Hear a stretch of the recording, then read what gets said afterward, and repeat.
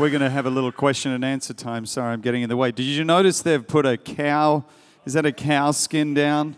Because I know the big, you guys can be seated, but the big advertising campaign that you guys are involved in have been for many years, which is really, really cool, and has won awards, has been the idea of cows trying to encourage humans to eat more chicken. So I don't know if maybe we can find some of the slides of some of the advertising, but maybe just tell us briefly how that came about, because there's so many things about this company, Chick-fil-A, that are remarkable that we could talk about.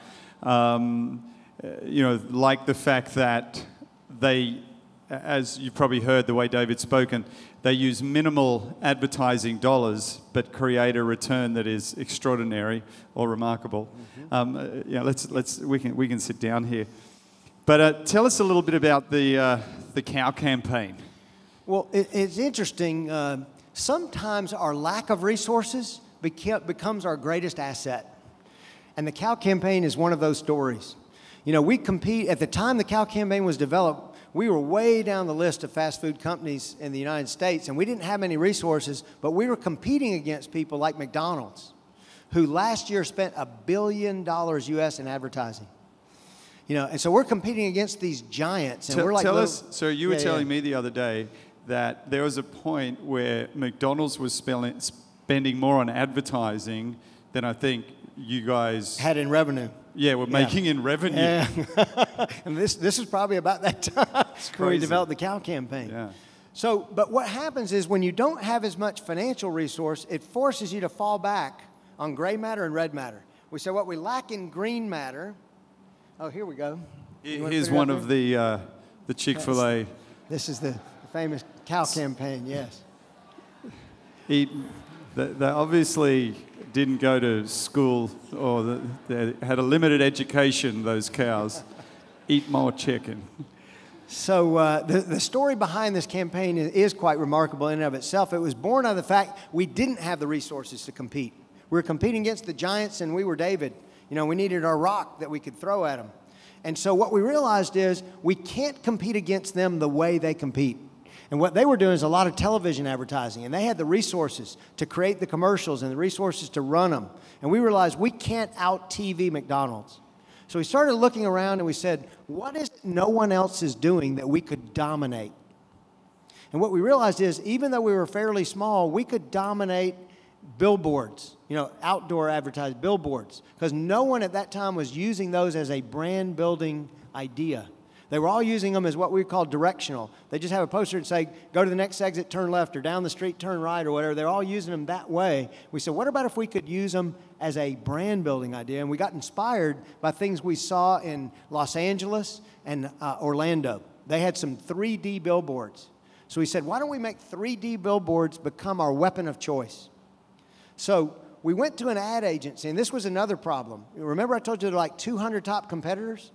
Well, when you start to look at all the ad agencies, if they're already working for one of our competitors, they can't work for us. So we started with a list of 120 ad agencies that we were interested in working with, and we got it down to 20 that didn't have conflicts. And then I personally went and visited all 20. And then we got it down to 3 that we were most interested in. And we went to visit the one that we eventually chose that created that cow campaign. It was a privately held business by a guy named Stan Richards.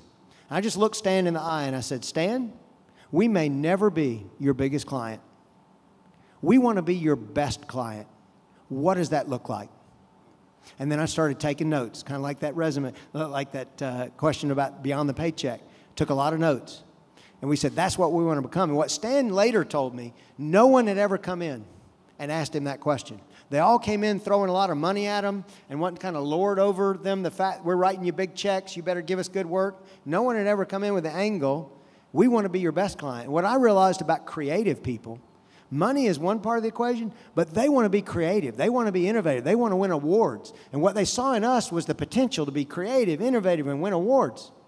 And we wanted that for them. So we started to partner together. And out of that was born the cow campaign. And what Stan now tells me is he said, David, you're still not our biggest client, but That one campaign has led to almost every client we've gotten since that was created, because they all want to know about the story behind it, and they all want a campaign like that one. So it enriched his life by being willing to work with a little fast food chain that didn't have a lot of resources to throw at him, but had a lot of heart and a lot of creative and willingness to work with them. And so that cow campaign, I think, is just, the cows write all kinds of slogans now. Yes. Can be kind of related to current events and things like that.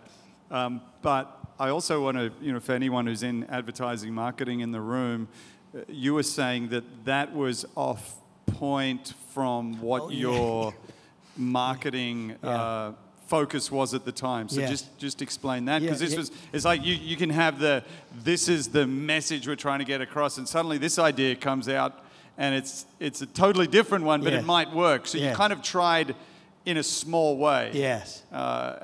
See how that works. Yeah. So we had worked together with him for a little while, and we'd come up with a slogan. We didn't invent the chicken, just the chicken sandwich, because one of the few things we could lay claim to is our founder did invent the chicken sandwich, and that was our theme line. And when they presented this idea, it had nothing to do with our advertising strategies, like totally off strategy. But one of the things Truett used to talk about is take advantage of unexpected opportunities. And this was an unexpected opportunity, because when we saw it just on a little board, we said, that is fabulous, we got to try it. And so, to Phil's point, we decided to try it in Atlanta in 1995. And the reason that we did, this was when it was developed, but the world was coming to Atlanta in 1996 to the Olympics. And everybody wanted billboards. It was interesting. Nobody wanted billboards before then, but when the world was coming, everyone wanted the billboards between the airport and downtown, because they felt like the world is coming. This is our chance to shine. Well, fortunately, we'd grabbed a billboard because that was our strategy, and we put that billboard up. Now, what's spectacular is we later did some research, and of all the billboards in Atlanta, that was the one that had the highest recall. And we ran a year's worth of billboards with other things, and the recall was almost zero for all the other billboards, like 90% for that one. One billboard in the whole city. And we realized we were on to something at that point. So the return on that one investment was huge. And then I told Phil, sometimes God blesses in unexpected ways. So we saw how powerful it was. We decided to put another one up in Chattanooga. And guess what? Somebody stole the cows off the billboard. So that was an unexpected opportunity. We decided to seize that opportunity. It literally became national news. Everybody wanted to know where the cows had gone. And we milked it, pardon the pun, for all it was worth. We offered a free year of Chick-fil-A if they would return the cows. And sure enough, they showed up covered in, like cloaked where you couldn't see them. That became national news. Them disappearing was national news. Coming back was national news. So we got all this national publicity, all for the price of one or two billboards. And what I told Phil is we now compete against people like McDonald's, have $1 billion ad campaign. Just a few years ago, our ad budget was as low as $13 million US. And yet, the awareness of the campaign rivaled what all our competitors were doing for a fraction of what they were spending. Yeah, and I think part of that you see in things like the daddy-daughter date night. So there's a grassroots commitment to creating things that are going to get talked about. Yes. And obviously that's the ultimate marketing campaign, is not what you put on television or on a billboard, but if people are talking about you, that's where you're going to build. Especially now in the day of social media. Yeah. Even more important today than it was 10 or 15 years ago. And there was another thing just on the marketing side of things where you told us there was something that you missed completely, but someone on your team thought was a good idea. And so I think it's great to talk about the times where you learn or listen to others, even when you think that's not going to work. Well, I've picked up an expression here I'm taking back to the U.S. When you lose, you learn. So let me tell you an example of a time I lost and learned. Motto, when you lose, you learn. And they do a lot of learning. Yeah. Oh, we don't lose, we learn. That's what it is. And I keep misquoting. That's right. I love that. We don't lose. Yeah, we don't lose. We learn. One of my staff members came to me, and they had this great idea, they thought. They said, why don't we have a Cow Appreciation Day? Let's create a new holiday. We'll call it Cow Appreciation Day. And if you dress up like a cow and come to Chick-fil-A, you'll get a free sandwich. And I'm like, that is the stupidest idea I have ever heard. Because I said, I wouldn't do that. And I'm like, you know, the biggest fan of the campaign, but I wouldn't do that, so why would anybody else? But sometimes, you know, when staff has the passion about it, you got to let them try it. So we tried it. And I was vindicated. Because the first year on average... There was an uprising over in this corner of the room. On average, 6 people showed up per location that year. And I'm like, see, I told you. But this guy was persistent. And he was passionate, and he wanted to do it one more year. The next year, it went to like 30 or 40. And then we did it again. The next year is several hundred. This year, 2 million people showed up dressed like cows. And it has dressed as cows. Yeah, and it's national news every year. You can imagine the news media covering this. 2 million people dressed as cows showed up at It's national news every year now. Including... And I thought it was a terrible idea. Including Tyron's wife's mom. Because Tyron's wife's American, and I've seen the picture. I think they Instagram, because then you Instagram. Yeah, everybody Instagrams. If you dress up as a cow, and so suddenly you're getting free advertising through all that. And it's interesting, even before all the news media covers it, because you can get free Chick-fil-A, and they all want to let that word out. And then afterwards, they show the spectacle and stuff. So, and I thought it was a bad idea. If it had been up to me, it never would have happened. You know, and so none of us knows more than all of us, you know, and but that was a real lesson in humility for me, and a real lesson in, you know, you got to let people try things if they're that passionate about it. Maybe it'll work. What I love about the company that you've worked in, served in, been a part of for 37 years, is that you have stayed true to this radical commitment to a certain culture and a certain mission.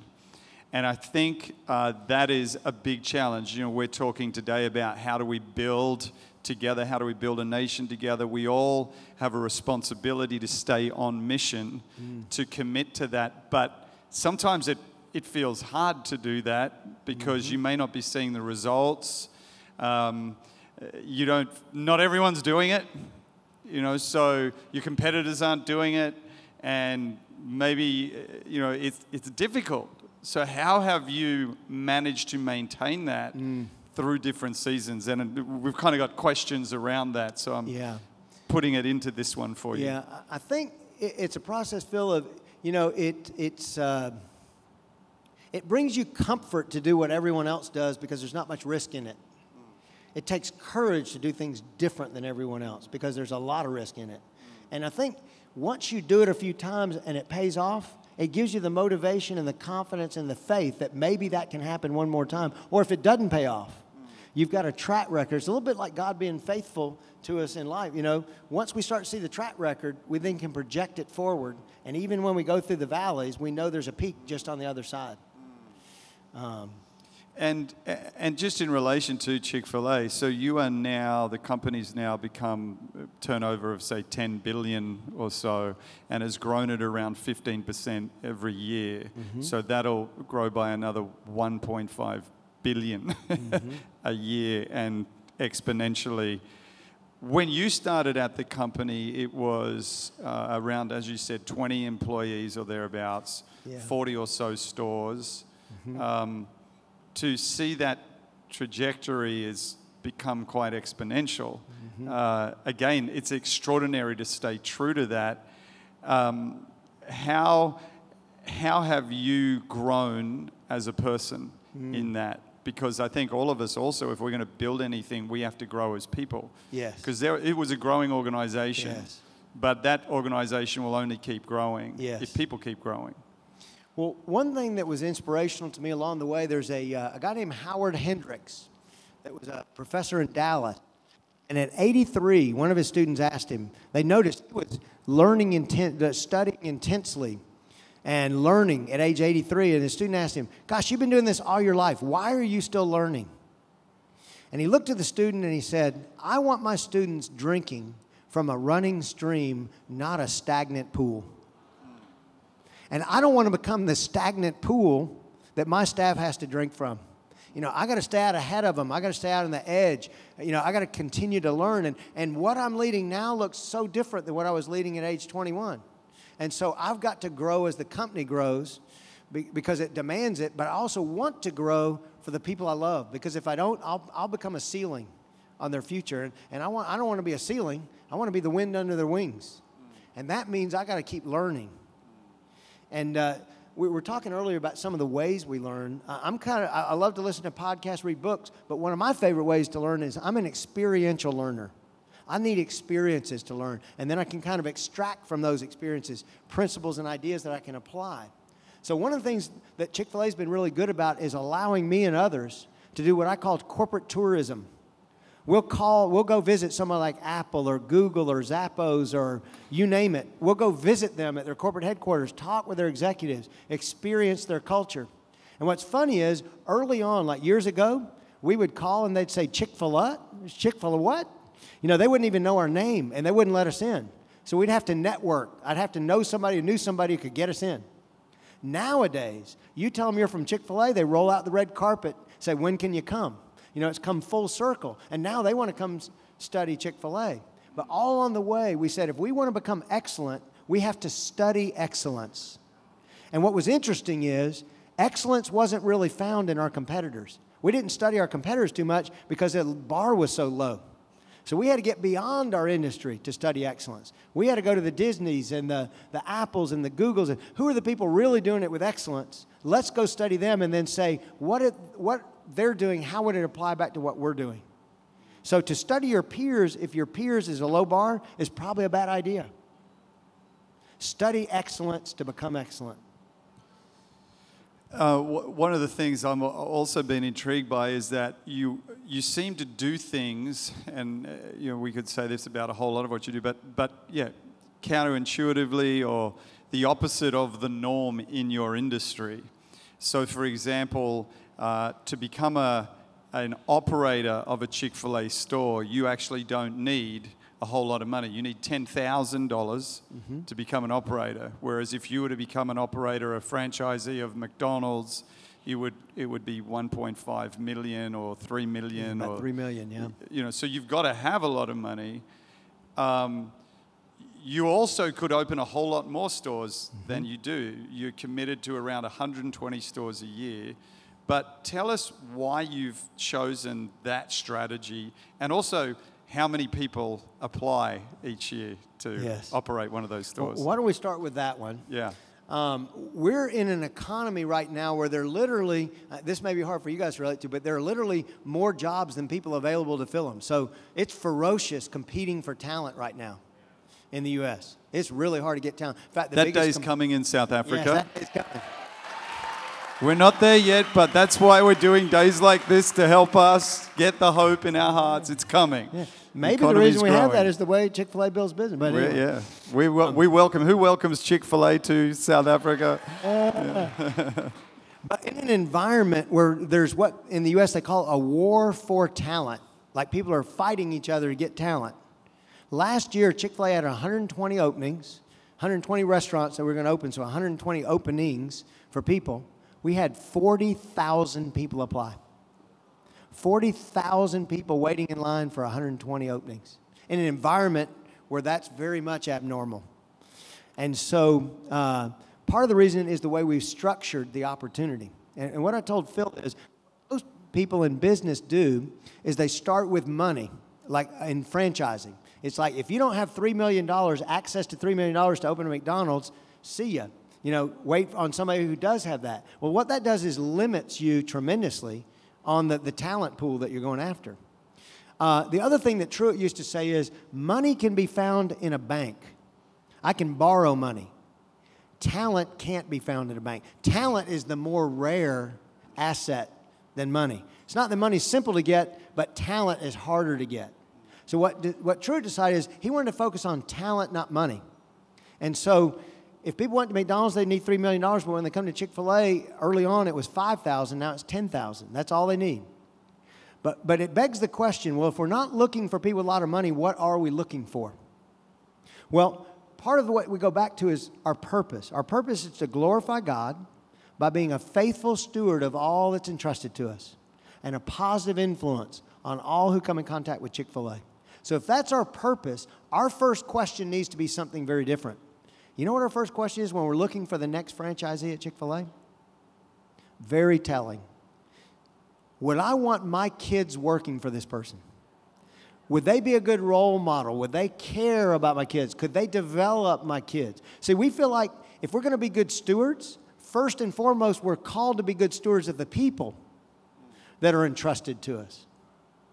The people who are entrusted to us. And if I'm sitting across the table from somebody like you, sir, and I say, I'd love my kids to be working for you, I know we're started in the right direction. That's not the whole thing, but that's where we start. Because if I wouldn't want my kids working for you, 70% of our workforce are teenagers. A lot of them, it's their first job. I want somebody that they're working for to care about them, to develop them, to cultivate them as people, as humans, as citizens of the community. You know, we said earlier that how we view things drives how we do things. So I always love to ask operators, what business are you in? Almost never do I have an operator tell me they sell chicken sandwiches. My favorite answer was a guy in Virginia.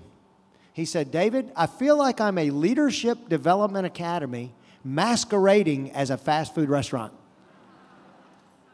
Wouldn't you want your kids working for a guy? That's what they view their business as a classroom, as a laboratory, where they're creating great leaders of tomorrow, and they're using their business as a platform and a classroom to do that. And then they're graduating them out in the community better off than when they came in the door. See, if you view your business that way, you will do business that way. But if they view their business as, I'm going to pay them the lowest wage I can pay them, you know, and try and just enrich my own life, you're going to do it a lot different. Another operator told me, I view my business as creating a bright spot in people's day. How would you do business if that's the way you viewed your business? You do things like what we just saw. Does that make sense? How we view things, perspective is so important. Perspective of what you're doing drives how we do it. One of the things that is also counterintuitive to me about how you guys have built this business is that you have no debt. Yes. It's a private, family-owned company. So you've been an employee, but you've obviously been in, I think it's a profit share kind of agreement as an employee. So you don't get stocks, you don't get shares. You stayed for 37 years. And debt, I think, was used for only appreciating assets. Correct. But right now, now you fuel all your expansion from your own cash. Which, again, I think for anyone running any kind of business may be interested to understand how to do that and the challenges of doing that. Well, early on, you know, our goal was always to be debt-free if we could, but we couldn't early on, you know. But now we're able to run debt-free, and we view it this way. You know, I think about the fact what I was taught in business school is that shareholders are banks, basically are the entities that fund your business. You know, shareholders put money in or banks loan you money, and they're the ones, that's kind of the engine upon which your business runs. What I realized later on is that I don't care how much money shareholders or banks throw at your business. If customers don't throw more money at your business, you'll be out of business. And so we view the fact that customers fund our business as one of the focuses that we have. And if customers are the ones funding it, we want customers happy, don't we? Or they'll stop funding us. And sometimes we talk about every day in the U.S., we view it as an election, and these are the ballots. And we want to win the election every day. We need more and more people voting for us with their hard-earned money. And we need to do it. We need to work in a way they will vote for us. So we view it's almost like a political campaign. We want to win, and we need voters. And the way we're going to get voters, we're going to treat them with respect and honor and dignity. And respect the fact they're spending their hard-earned money with us. And focus on that, not the banks or not the shareholders. The Cathy family, you know, they don't ever lord over us that they're the shareholders. They're teammates in making customers happy. So more and more customers will vote for us. And I think it's interesting that you say that the Cathy family, who are the owners of the business, have obviously got a very strong commitment to seeing everyone who works in that business looked after. There's a different approach maybe to some organizations where you obviously have a hierarchy and a structure, but maybe you can speak to how that works from the perspective of someone at the top of the organization or senior executive level, and how they're relating to others. What does that look like? Well, we very much believe in servant leadership. We believe the greatest leaders are the greatest servants of those around them. And so it's very counterintuitive, especially in the U.S., but we believe to those whom much is given, much is required. And, you know, in the Bible it talks about he who will be greatest in the kingdom is one who serves and loves others. And so the Cathy family role models that for us. That it's not about them lording over us, it's about them putting all of us in a position to win together. And so it would not be unlikely, like if you were in our cafe at lunch, one of the Cathy family members might come clean your trash up and take your tray back for you. Or Dan Cathy, as he walks around town, will pick up trash.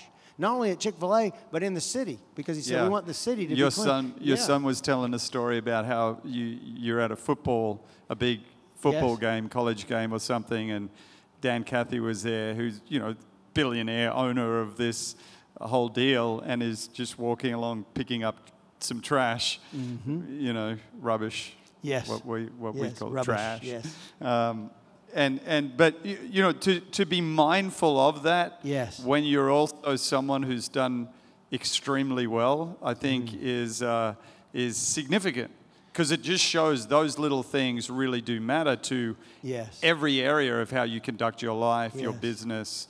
That kind of detail to be concerned with something that could be of no consequence to you. Yeah, it's interesting. When you're a significant leader, everyone is watching. And the question becomes, what are they seeing? You know, are they seeing you pick up trash, or are they seeing you, you know, on your high horse, lording it over them? I'd love to tell them maybe about the Boston chicken. Let's talk about that for a minute. Because I think a lot of you may, you know, it's easy to sit up here now and say, well, that guy has it great. They're a $10 billion business. But let me assure you, there were many years you would not want to have been part of. You know, we had to go through all kind of struggles along the way. But it's what makes the victories so rich is when you had to struggle to get to them. So let me share with you a time we were really struggling, and maybe as an encouragement, and this may meet some of you where you are as you walk in this door today. So in the mid-'90s, for the first time, we had some significant competition. There was a little company up in the Northeast called Boston Chicken. Had 13 locations up in the Northeast. And they got some private equity investment, and then they went public. And almost overnight, they went from 13 locations in the Northeast to as big as Chick-fil-A in like 2 years. And they became the biggest business story in America. They were on the cover of not only every restaurant magazine, they were on the cover of every business magazine. They were like the next big thing. In fact, some of our own executives started investing in them because they were like the next big thing. And so, you know, for the first time, we felt like these are legit competitors coming right after. They had high-quality chicken in wonderful-looking locations. You know, everything about them was coming right after Chick-fil-A. And so Dan Cathy, the son of Truett Cathy, got a little nervous. A lot of people were nervous, and he decided to go to New York because he was going to explore how we could grow bigger, faster. Because what Boston Market had said is, we're going to be a $1 billion business by the year 2000. This was like 93, 94, something like that. We're going to be a $1 billion business by the year 2000. And we're like, whoa, you know, we're in trouble if that's the case. So anyway, Dan went and he looked at doing an IPO, he looked at going public, he looked at borrowing a lot of money, all these different things, and he came back to report on his trip from New York. And there was a meeting with a lot of our senior executives around a table, and Dan was reporting at one end, and Truett was kind of sitting at the other end. And I remember watching Truett as Dan was like fire and brimstone, man. He was so passionate, he was so excited about how we're going to grow bigger, faster, keep up with Boston Market. But I could tell Truett was not happy about what was being said. So at one point in the meeting, very uncharacteristic for Truett, he kind of banged his fist on the table. He said, ladies and gentlemen, I am sick and tired of hearing you talk about getting bigger. He said, we need to get better. And if we'll get better, customers will demand we get bigger. So as you might imagine, that totally changed the conversation. So we went from talking about getting bigger to we started talking about getting better. Well, it gets better than that. Fast forward to the year 2000, when Boston Market was going to be $1 billion business. You know what was happening with Boston Market? Bankruptcy. You know what happened at Chick-fil-A in the year 2000? $1 billion for the first time. We hit the very goal they were chasing by focusing on getting better instead of getting bigger. I don't know if you want to unpack any of the lessons from that, but I learned a million lessons from that. Yeah, I mean, I think that's just so insightful, because everyone who has a desire to achieve something wants to get there as fast as they can. But what you guys have maintained is a commitment to a way of doing things, a values and a culture that has enabled you to continue to grow, but it's sustainable. Yes. So you can have this, wow, we got this money, we're going to grow, but if you don't have the culture, it's not going to sustain you. And that to me is the difference. So it's interesting, because I was kind of working it out. Company started in 1967. And then by the year 2000, it's 1 billion. 33 years to get to that first billion. But then you were saying 2017, it became a $10 billion US dollar company. So it's like 33 years for 1 billion, half of that to become 10 billion. So it's like a 10x. And now we're adding $1 billion every year. Yeah. And so that if you commit to the right culture and the right values, there is that exponential power if you stay at what you're doing long enough. And I think the problem is most of us don't seem to have the patience, commitment, or encouragement, I don't know, to stick at something until we hit that. We're going to have some lunch in a minute, but I'd like to ask you about, and this refers to some of the questions here, families are on this journey with all of us in whatever organization, and the desires we have to build something of significance, to grow in our capacity. What lessons have you learned along the way when it comes to bringing your family on this journey? Because you talk about being rich, not just getting rich. So being rich would apply to having a healthy marriage, raising kids well, those kind of areas of life. How has that been something that you've managed while also being successful in this arena? Well, honestly, if it had just been up to me, I probably wouldn't have been. But fortunately, I worked for a company that valued me in more ways than just being a good employee. They valued my family. They valued my development. They valued my contribution to the community. So let me give you an example of we don't lose, we learn. Early in my career, I was sold out to Chick-fil-A. I was so passionate. I loved what I did every day. In fact, true, you say if you love what you do, you'll never work another day in your life. So I felt like I wasn't working at all. I was loving what I was doing. But it came to the point one day where I got called up to Truett's office, and he was joined by a guy named Jimmy Collins, who was the president of Chick-fil-A. And they looked at me and they said, David, we're thrilled in many, many ways with what you're doing. And they gave me a long list of things they were thrilled about and, why they were thrilled and all that stuff. And then they said, and we want to promote you, but we feel like we can't because you're doing something that makes you unpromotable around here. And I'm like, oh, my gosh, I'm working 7 days a week. What could it be? And then they said, David, you're setting a bad example for other people. You're working so much that we fear you're neglecting your family. You're neglecting contributing to the community. You're neglecting all these things outside of Chick-fil-A. And if we were to promote you right now, the message we would send is the way to get ahead at Chick-fil-A is to neglect all that and just focus on Chick-fil-A. And that would be a bad message, and that's a bad role model. So they said, we're going to promote you, but only under one condition. You have to agree to work less. I don't know if that conversation has ever been repeated. Counterintuitive. Everyone's going, okay. But let me assure you, when I came home, in fact, Nick was telling me on this trip that it marked his life when I came home and shared that conversation at home. And but what that told me is Chick-fil-A cares about me in ways other than just what I can do for them at work. They want me to be successful as a father. They want me to be successful in contributing to the community. They want me to develop. They want me, my health and wellness is important to them. They holistically care about me, not unidimensionally. And I was a bad role model for people I loved. That really hit me. And I was blind to it. But they helped me see. I think on that note, we got so much. Has anyone else feel like they've got so much from this? Thank you, David. And